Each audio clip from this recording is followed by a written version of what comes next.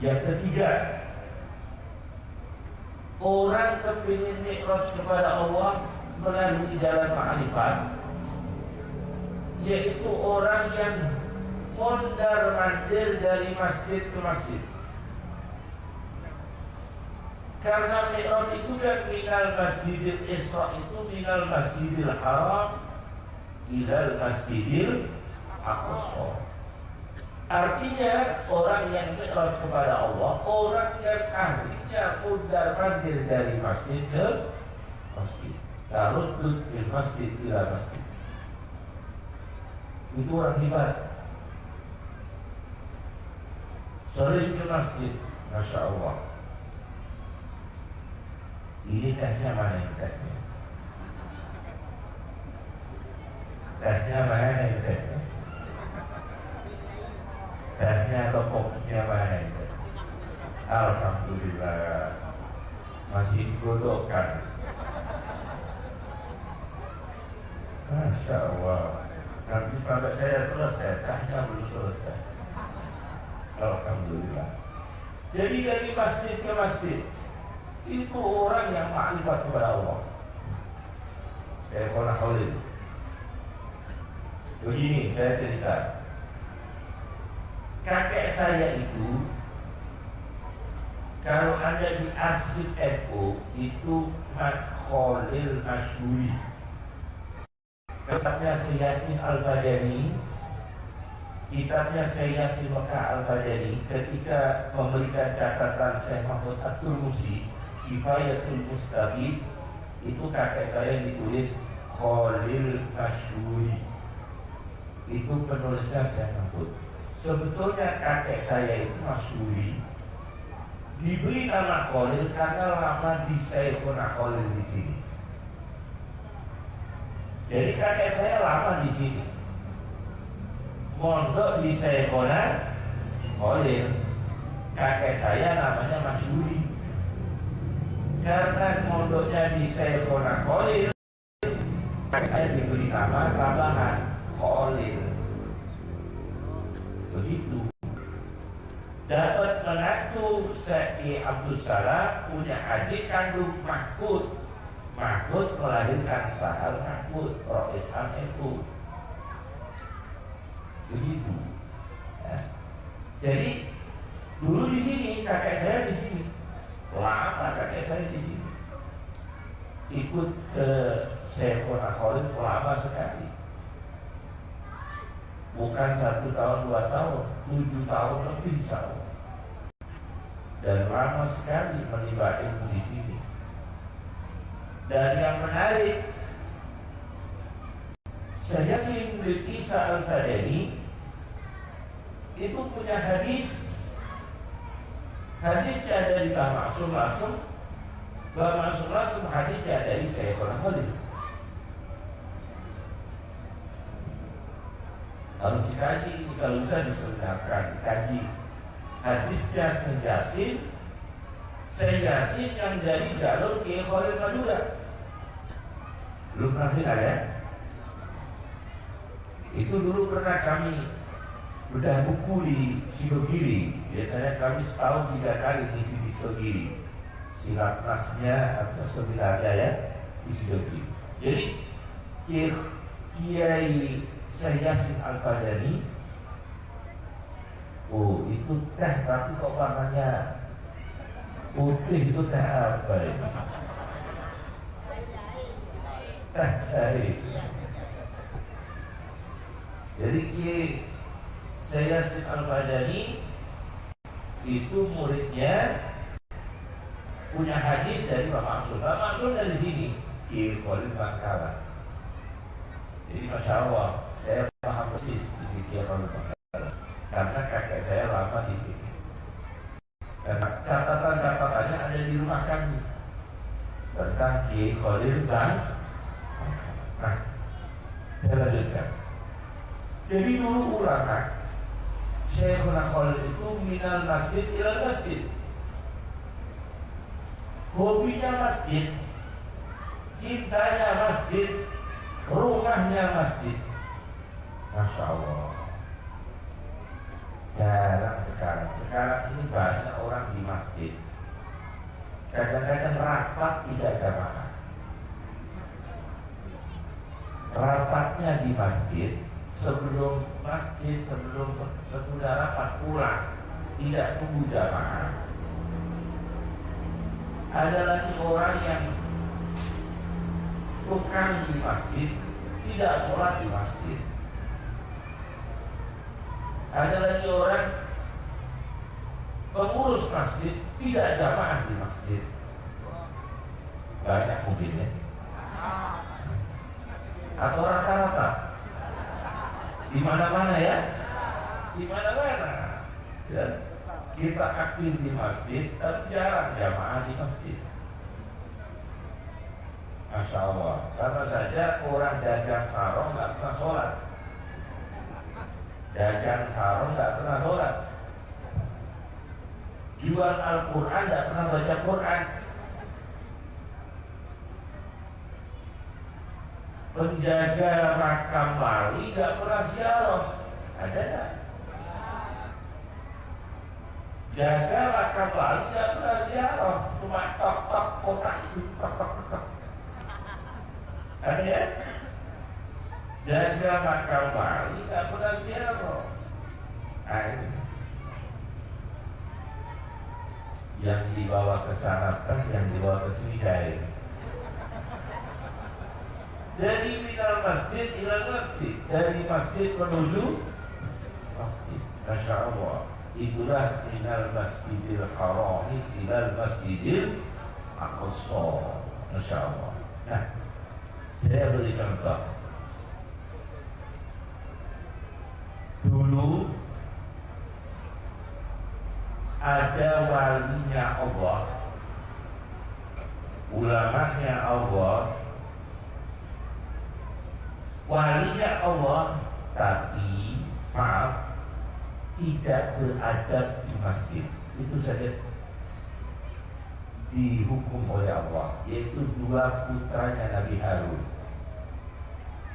Dua putranya Nabi Harun itu ulama besar semua.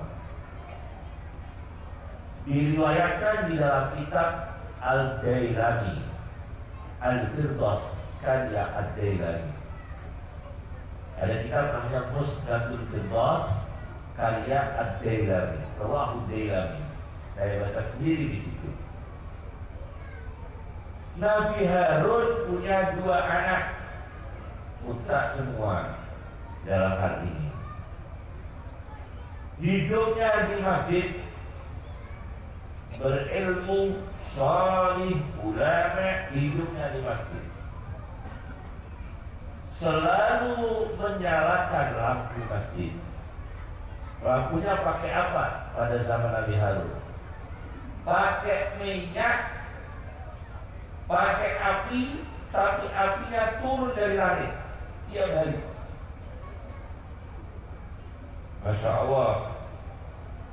Ini tidak melalui PLN. Jadi Nabi Harun listriknya tidak PLN, tidak listrik tenaga air, tidak PLTA, tidak PLTU, tidak tenaga nuklir, tapi tenaganya api dari langit. Itu listrik masjidnya Nabi Harun. Turun api dari langit. Nah ini baru diambil dari makalah ya tadi. Masya Allah, Masya Allah. Saya nunggu sejak asar tadi.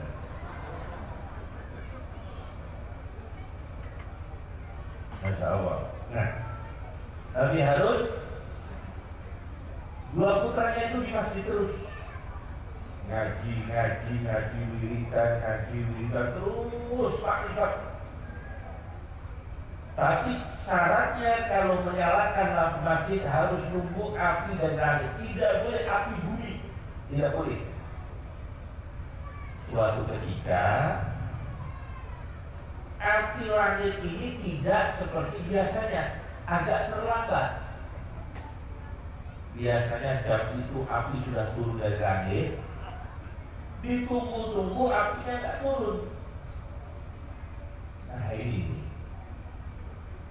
akhirnya dua putra Nabi Harun mengambil inisiatif, kok lama ini api dari langit, nanti mestinya gelap, udahlah kita ambilkan aja api biasa. Akhirnya diambilkan api dari bumi, apinya biasa, api dari tetangga, api dari rumah, dibuat menyalakan masjid, cahaya masjid. Begitu dinyalakan, berarti api bukan api dari langit. Tidak lama kemudian api dari langit turun dan menghantam kedua putranya Nabi Harun meninggal dunia. Ini terjadi karena apa? Karena sudah ada peraturan jangan pakai api bumi, tapi pakai api dari langit. Kenapa tidak sabar menunggu? Kedua putra Nabi Harun ini tidak sabar menunggu, maka dia ambilkan api biasa. Tidak lama kemudian apinya Allah turun dari langit dan menjatuhi kedua putra Nabi Harun alaihissalam, dan kedua-duanya gugur. Masya Allah. Nabi Musa mengatakan tidak bisa menolongnya meskipun ini walinya Allah. Karena apa? Karena melanggar kode etik. Paham ya? Melanggar kode etik. Etiknya ialah jangan pakai api bumi. Ini api bumi halal, tapi tidak etika karena disuruh api dari langit. Apalagi api proposal. Bayangkan itu. Ini apinya api bumi. Yang bikin, yang ngambil putranya Nabi Harun. Dua-duanya wali, dua-duanya ulama, dijatuhi oleh Allah api dari langit, kemudian meninggal dunia. Bayangkan kalau api proposal, nyalanya pakai proposal, biasanya pakai proposal, apa-apanya pakai proposal. Masya Allah, sebagian halal, sebagian haram, di tengah-tengahnya subhat, wal-wal kediwal, kadal-kadal diutal. Kita bayangkan itu. Kita bayangkan itu Nabi Harun, dua-duanya putranya itu aulia Allah. Inilah masjid. Maka kita di masjid carikan masjid itu dengan dana yang paling bersih, pasirnya bersih, batanya bersih, kayunya bersih. Maka ada orang tanya, bikin masjid kayu curian dengan bikin tempat karaoke kayu halal, mana yang baik?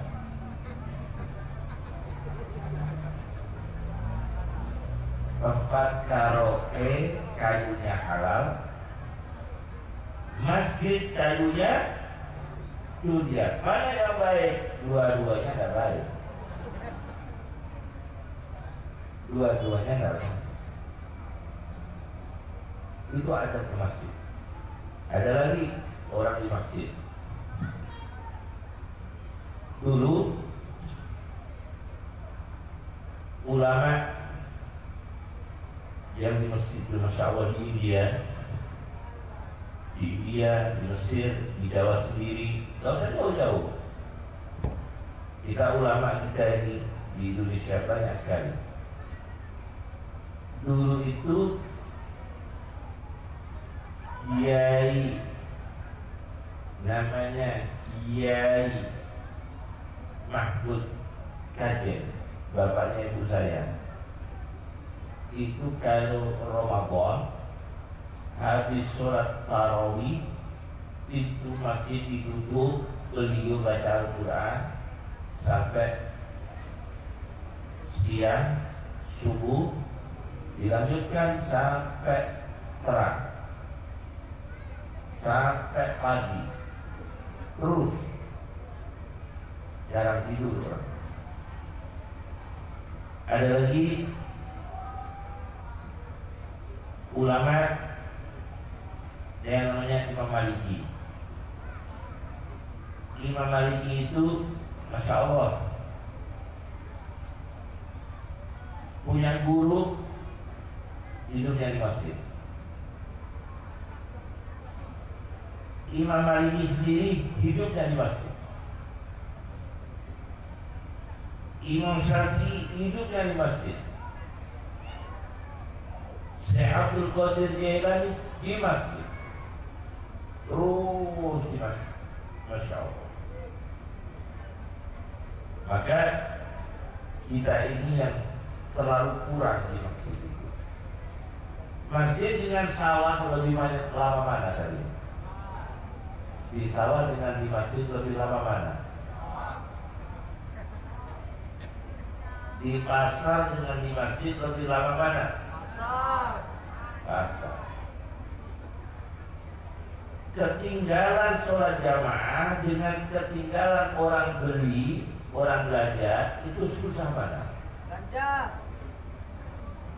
Orang belanja batal karena kita terburu-buru jamaah, atau kita lebih mengutamakan orang belanja meskipun ketinggalan jamaah, mana yang dipilih? Pelanggan. Pelanggan. Udah. Jadi orang hobi masjid itu tidak semua orang bisa. Dari masjid ke masjid, minal masjidil haram ilal masjidil aqsa. Nah, poin-poin itulah menjadi inti orang itu dekat kepada Allah, orang itu mi'raj kepada Allah Subhanahu wa ta'ala. Allah Subhanahu wa ta'ala menyatakan di dalam Al-Quran, huruf dad itu ada 1687. Berapa huruf dad? 1687, ingat saja. Jadi dihitung huruf dad. Di dalam Al-Quran, huruf dad itu ada 1687.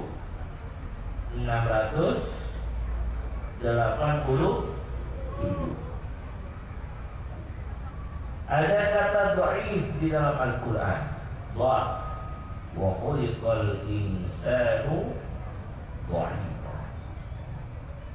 Ada kata dongkan dalam Al-Quran, wa man a'rada an dzikri fa inna lahu ma'isyatan dongka.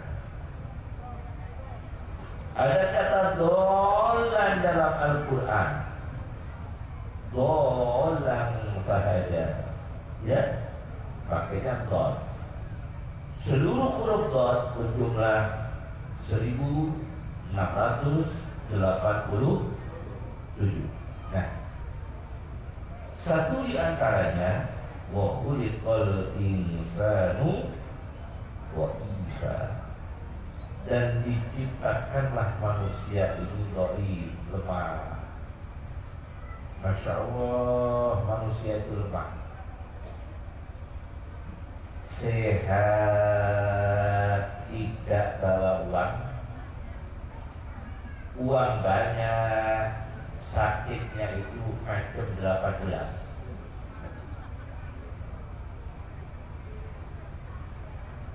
Sehat, tak punya uang, sama punya uang, penyakitnya macamnya 18. Enak mana, Bu? Ada orang saya tanya, dia berani jawab begini, kalau saya jadi milih sakit asal bawa uang daripada sehat tidak punya uang, mending sakit tapi punya uang. Ada yang jawab, ini soft drink, ini jawaban soft drink. Jadi uang banyak tidak sehat, tidak bawa uang tapi sehat. Masya Allah. Ada lagi, wa khuliqal insanu dha'ifa, dan diciptakanlah manusia itu lemah. Orang-orang yang ilmunya tinggi itu yang ngaji sedikit. Masya Allah, sedikit, tingkat tinggi sedikit. Yang tingkat tinggi ya ada yang banyak, tapi banyak sedikitnya. Saya pernah seorang orang menyarai Sunan Nasai di India. Rumahnya pelosok, saya kunjungi ke sana, sowan ke sana. Ulama, Masya Allah, sederhana sekali. Rumahnya itu pakai balon itu 5 watt, pakai neon ala kadarnya. Balonnya itu 5 watt atau berapa, berarti mensyarah Sunan Nasai, masih hidup sekarang di India. Mensyarah Sunan Nasai. Nah, ini orang alim, sederhana, tapi diberi kedhaifan mungkin dalam dunia, tapi diberi kecukupan dalam ilmu. Syekh Abdul Qadir Jailani, Masya Allah, saya mau tanya, saya berdiri, kalian tahu artinya Jailani? Mungkin Anda menjawab, Jailani nama daerah, itu bukan arti, tapi nisbat. Saya tanya artinya Jailani. Kalau nisbat, iya, Jailani dari daerah Jailan. Oh iya, jelas. Jailan itu sendiri artinya apa? Begitu. Itu ada di dalam kitab Mu'jamul Buldan karya Yaqut Al-Hajri. Jailan itu artinya rawa yang banyak lumpur. Jadi Jailani itu artinya rawa berlumpur. Nah, jadi Jailan itu kampung, di situ ada jel-jel. Jel itu bahasa Arab, artinya rawa, yang rawanya itu berlumpur. Rawanya ada lumpurnya. Kampung-kampung di situ disebut Jailan karena kampungnya punya rawa berlumpur. Syekh Abdul Qadir lahir di situ, maka disebut Jailan. Jailan bukan hanya Syekh Abdul Qadir, tetangganya pun ya disebut Jailani. Ayahnya, bapaknya, ibunya, saudaranya semua disebut Jailani. Kalau memang lahir di situ. Tapi maknanya aslinya Jailani ialah rawa yang berlumpur. Menjadi nama daerah Jailan. Syekh Abdul Qadir Jailani, Masya Allah, wali tingkat tinggi Syekh Abdul Qadir Jailani. Tapi dalam syariat beliau bermadhab, berarti tidak merasa beliau ini dhaif dibanding madhab yang diikuti. Tidak berijtihad sendiri. Syekh Abdul Qadir bermadhab madhabnya Ahmad bin Hanbal, bukan madhab Syafi'i, bukan. Cuma mengajar fikih Syafi'i. Tapi kalau madhabnya Syekh Abdul Qadir apa? Ahmad bin Hanbal. Baca dalam kitab Tabaqatul Hanabilah, kumpulan ulama-ulama bermadhab Hanbal. Tabaqatul Hanabilah. Masya Allah. Nah, setelah Syekh Abdul Qadir bermadhab, berarti punya kaul mahanda.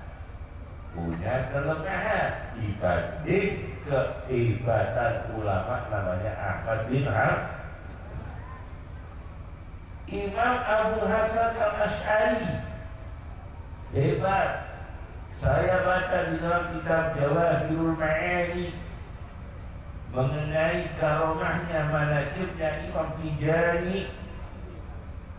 Abu Hasan Al-Asy'ari mengarang tafsir 500 jilid. Syekh Abu Hasan Al-Asy'ari mengarang tafsir 500 jilid. Bagaimana beliau? Bermadhab Syafi'i. Berarti merasa masih jauh dengan ilmunya Imam Syafi'i. Maksud saya begitu. Itulah kelemahan manusia. Apalagi kita ini yang gabung dan ini, kita ini yang kelas-kelas biasa. Imam Syafi'i itu kalau ketemu Imam Maliki, Masya Allah, Al-Imam Malik, Najmun Saqib, kata Imam Syafi'i.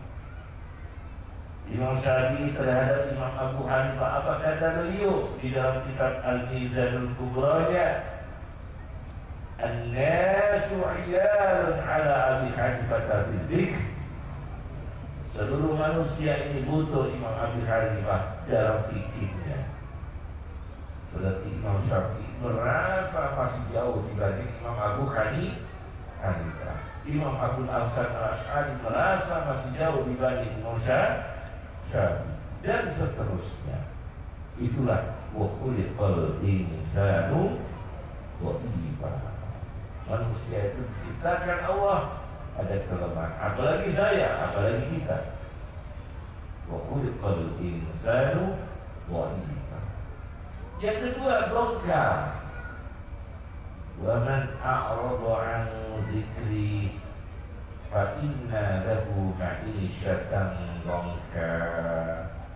Dan barang siapa yang berpaling dari zikirku, berpaling dari Qur'anku, berpaling dari kitab suciku, berpaling dari peringatanku, fa inna lahu ma'isyatan dongka, maka baginya kehidupan yang sempit, hidupnya repot, hidupnya sulit, hidupnya susah payah, karena menjauhi zikir kepada Allah, menjauhi Qur'annya Allah, menjauhi syariatnya Allah, menjauhi akhlak-akhlak yang diajarkan Allah, menjauhi adab-adabnya yang diajarkan Allah, menjauhi ajaran yang dibawa oleh Rasulullah Sallallahu Alaihi Wasallam.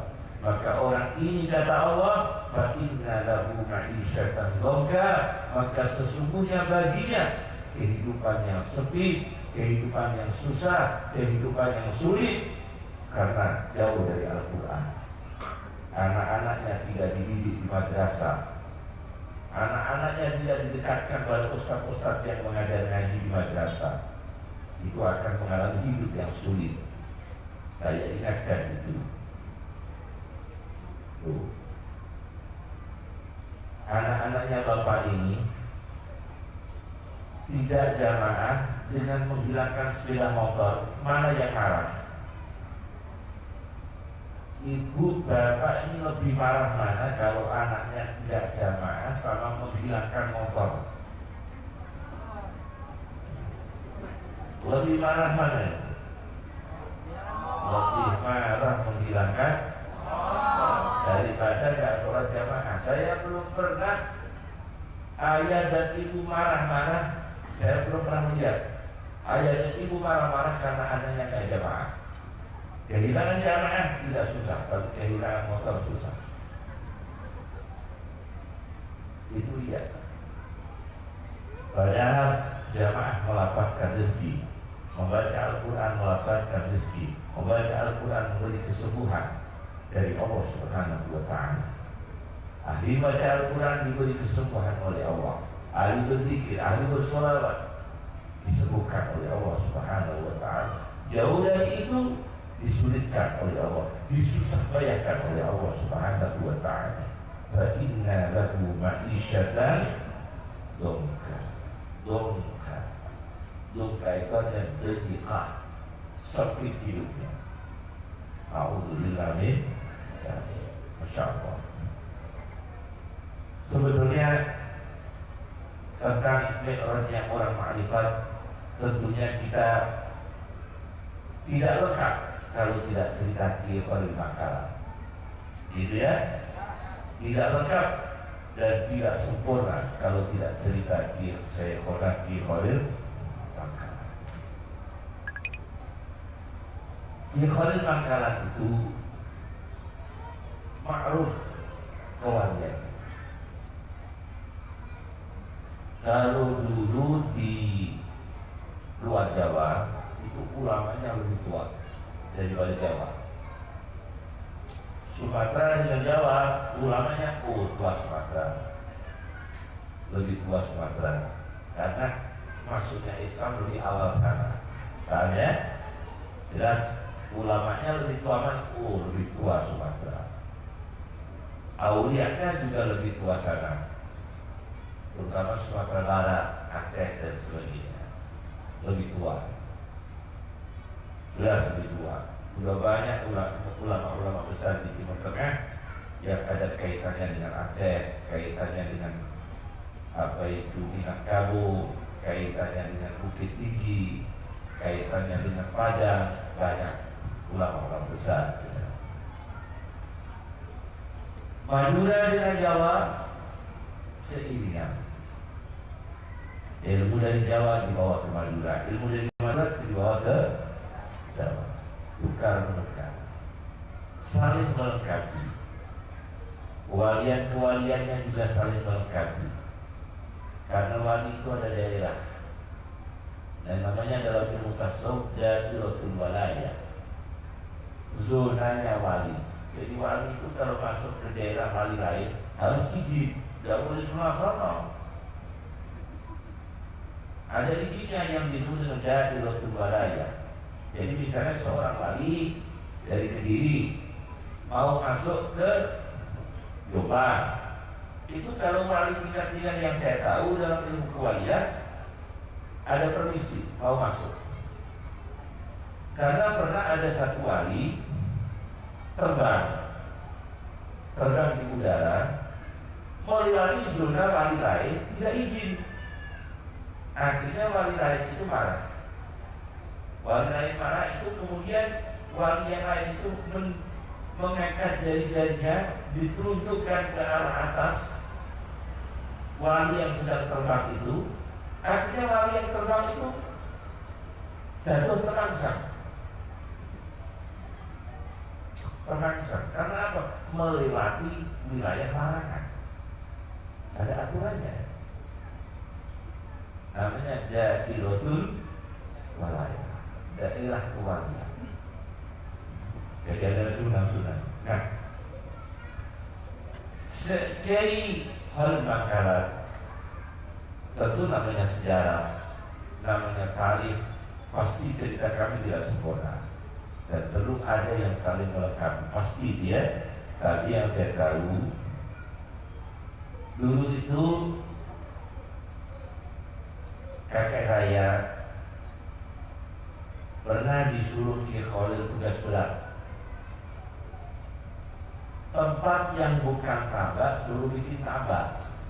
Teknologi belum ada waktu itu.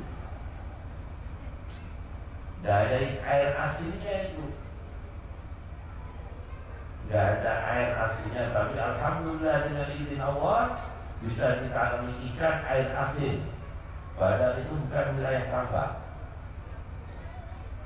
Jadi kakek saya yang disuruh majul, disuruh bikin kota ya, daerah yang bukan tambak, bukan biasanya lazimnya untuk tambak ikan, boleh Ki Khalil bikin tambak ikan. Pernah lagi ada cerita, ada Cina perempuan lumpuh, lama nggak sembuh-sembuh, paralisis. Di bawah sana nggak sembuh, sana nggak sembuh. Cina dan luar Jawa. Akhirnya Cina yang lumpuh, yang jempol itu yang lumpuh, dibawa ke Syekhul Khalil. Turun dipikul pakai tandu.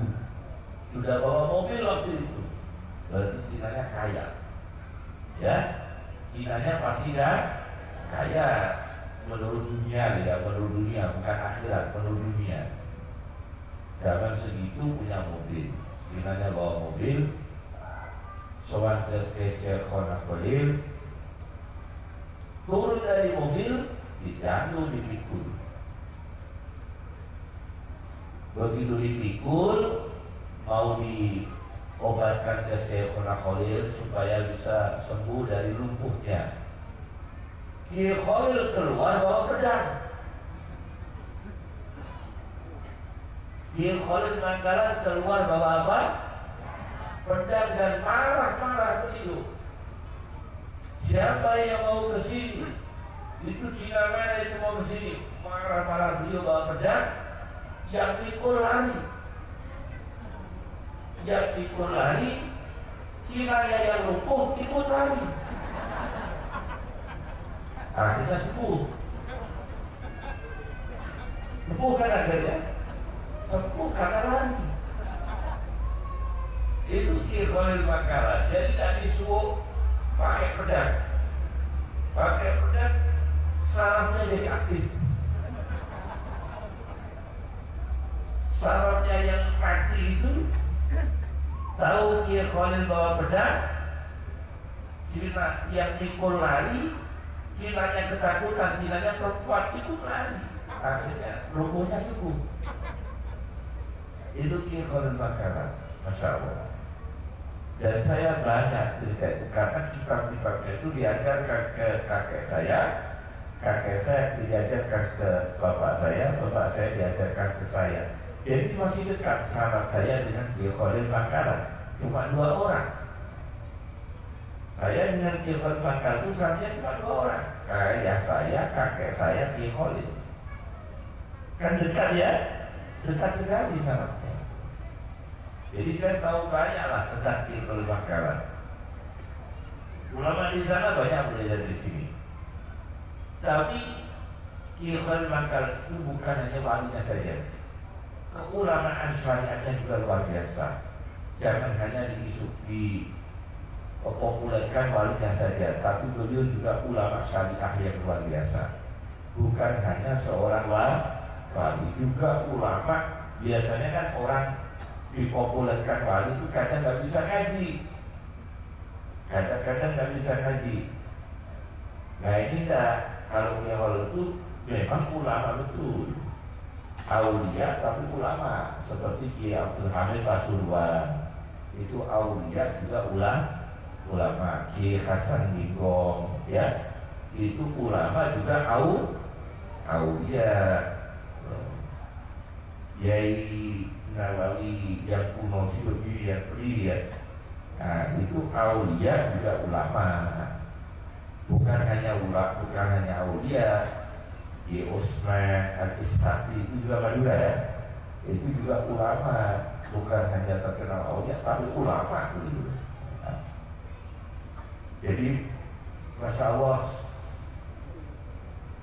backgroundnya orang ma'rifat itu macam-macam. Dari poinnya ya, mi'rajnya itu dengan waktu yang singkat meraih sesuatu yang biasanya ditempuh dengan waktu yang panjang. Lailan, menghambakan diri kepada Allah dengan melakukan ubudiyah di abdihi, mengaktifkan kita biasa dari masjid ke masjid, minal masjidil harami ilal masjidil aqsa, minal masjidil harami ilal masjidil aqsa. Inilah yang bisa saya sampaikan. Mohon maaf kami tidak bisa panjang-panjang karena kami harus pulang dan bermalam di Surabaya karena besok mengisi seminar. Besok insya Allah mengisi seminar di pondoknya Kiai Bukin Suci ya, di Suci, di Gresik. Besok insya Allah kami harus mengisi seminar di situ dan malamnya mengisi manaqib dengan para habaib di Tuban. Jadi kami mohon maaf khususnya dengan keluarga Syekhul Khalil dan hadirin yang di sini. Terakhir dari kami, Buku